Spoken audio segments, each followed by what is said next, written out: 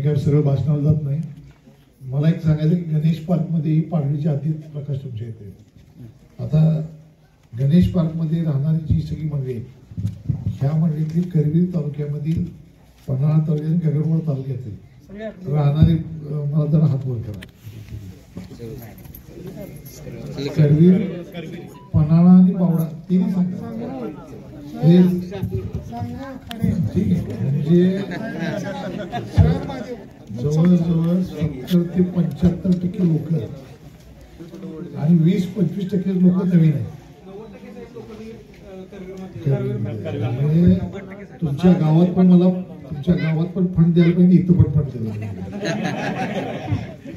तसंच आहे सगळीकडे. पलीकडे तर दक्षिणचे पण काही लोक रस्त्याच्या पलीकडे आपल्याला आलेले आहेत.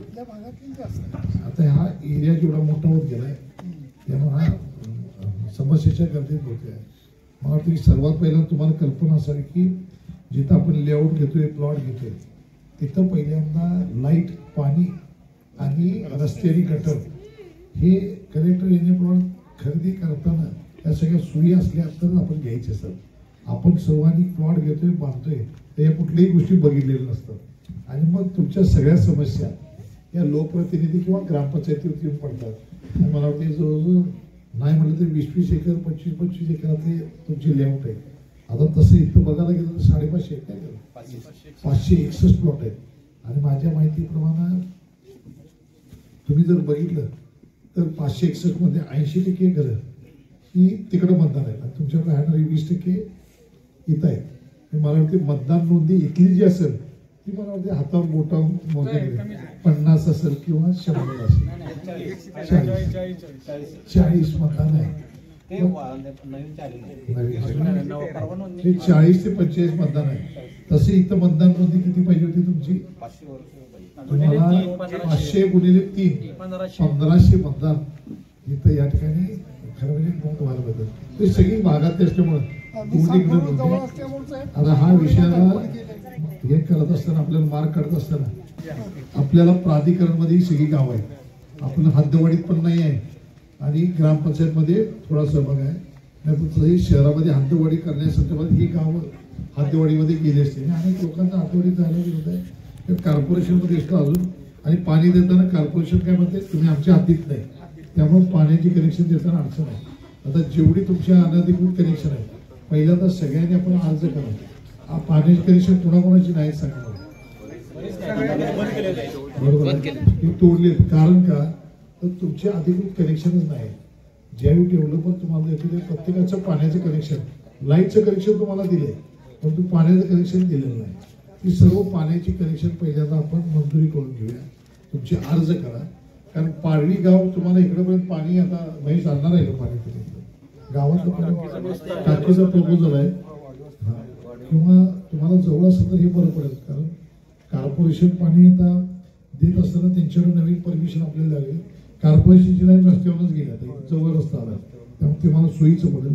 आपण कॉर्पोरेशनकडे पहिल्यांदा कनेक्शन, पाण्याचे कनेक्शन सेपरेट अर्ज करा की जेणेकरून कोणाची अनधिकृत कनेक्शन यायला नको. ते अनधिकृत कनेक्शन तोडणार तर त्यांचा तिथं तुमचं बिल पण जात नाही आणि पाणी पण वापरत. अशा दोन्ही गोष्टी होतात.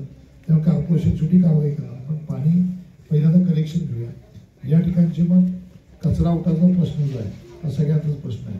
त्यामुळे मला वाटते प्रत्येक ग्रामपंचायतला घनकचरा प्रकल्प आपल्याला चालू झाले तर ते द्यायला व्यवस्था करते. प्रस्ताव तयार करा. घंटागाडी काय मला तुम्हाला देता येईल, मी उद्या तुम्हाला देतो. आमदार म्हणतात घंटागाडी ट्रॅक्टर तुम्ही घेतलाय, समजा अपुरं पडले तर मला सगळ्या एखादी घंटागाडी आम्ही तुम्हाला ग्रामपंचायतला सुपूर्द करतो. काय अडचण नाही, आमदार म्हणतात करता येईल. पण तो कचरा टाकायचा कुठं हा एक विषय आहे. तो आधी विषय तुमच्याकडनं सगळ्यांनी सोडून घ्या. कुठं कुठं कचराची डम्पिंग ग्राउंड आहे त्याच्या ठिकाणी आपल्याला परमिशन मिळते का बघा. आणि प्रमुख रस्ते जे असतील हे मेन रोड तुमचा कुठला असेल तो पहिल्यांदा आपण मेन रोड करू. आता सगळ्यात पहिल्यांदा येणारा मेन रोड कच्चा आहे. मला वाटते खासदार मंडलिक साहेबांच्याकडे तो मंजूर झाला होता. आता तो राहिलेला भाग जेवढा चालू मेन रोड राहतील तेवढे आपण त्या ठिकाणी पहिल्यांदा करायचे प्रयत्न करूया. स्ट्रीट लाईट तुमच्याकडे तर नाही ती आता 3री लाईन आहे तर गणेश पार्क मधली 3री लाईन आपण तुम्हाला ओढून देतो. माझ्याकडे तुम्ही या पत्र देतो. 3री लाईन मोडल्यानंतर तुम्हाला हे फक्त तुम्हाला ग्रामपंचायत बसून द्यायला लागतं. म्हणजे तुमच्या कॉलनीमध्ये रस्त्यावरची लाईट तुमचे त्या ठिकाणी चालू होती. स्ट्रीट लाईटचे पहिल्यांदा मला तहसील लाईट, कारण डाम तुमच्याकडे आहेत सगळे, कारण प्रत्येकाचे घरचे कनेक्शन आहेत म्हटल्यावर डाम आहे. फक्त जिथून खाली आता नाही गेले तेवढी एक्स्ट्रा डाम, आणि जिथं डाम असेल तर तिसरी लाईन, तिसरी लाईन तुम्हाला स्ट्रीट लाईटची जी लाईन ओढायला लागते ती आपण त्यांना ओढून द्यायच्या मी आणखी पहिल्यांदा पत्र देतो की जेणेकरून लाईट तुमच्याकडे चालू होईल. पाण्याचे कनेक्शन जे तुम्ही सगळ्यांनी एकत्र कनेक्शनमध्ये पुढाकार घ्या आणि पाण्याचे कनेक्शन अर्ज द्या. मी आयुक्त मंजू लक्ष्मींच्या बरोबर बसून हा विषय सोडवण्यासाठी प्रयत्न करतो. आणि जितक्या जेवढं करता लागलं हा परिसर शिंगणापूर, हनुमंतवाडी, नागदेवाडी, पालिका या सगळ्या कॉलन्या पाडली, या सगळ्या नवीन कॉलन्या झाल्या. आणि मला वाटतं जवळजवळ जुळं शहर असल्यासारखं या ठिकाणी आहे. या ठिकाणी रिंकू पण बऱ्यापैकी इकडे फिरतो. सगळीकडे भविष्यात चुकून नगरपालिकेत वॉर्ड आला की ते जवळ असतं. तुमच्या आशीर्वादाने आता पण होणारच आहे.